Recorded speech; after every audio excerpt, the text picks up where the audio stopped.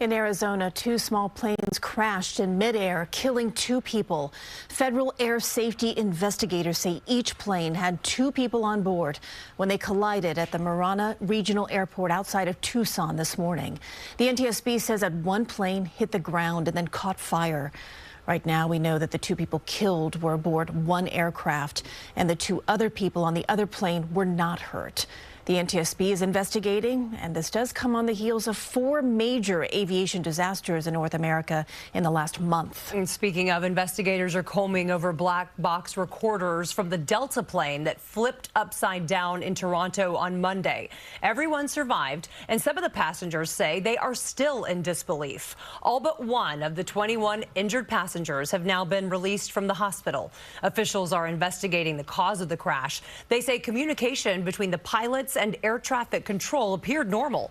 The black boxes have now been sent to a lab for analysis. And reaction to multiple plane crashes in recent weeks is showing up in polls. A recent Cleveland Clinic survey shows that 25 million adults in America express an extreme fear of flying.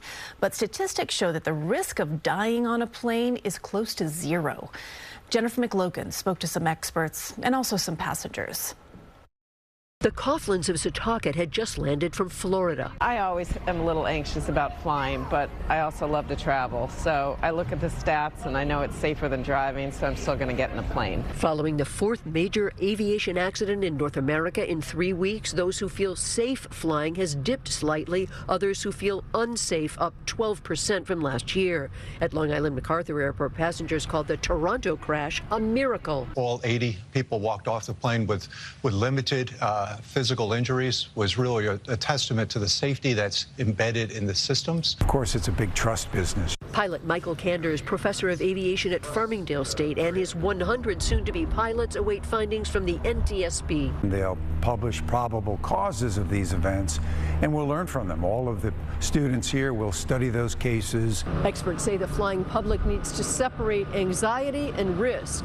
The risk is extremely low, but for some, anxiety remains high. It's completely normal to have these fears. Northwell psychiatrist Dr. Scott Krakauer suggests breathing exercises, holding hands, focusing on plane functions. My patients have really all expressed that when they come onto the plane, they like to look for their seats. They like to know the exit rows, incorporate things that are relaxing and soothing. It's always nice to travel with a companion.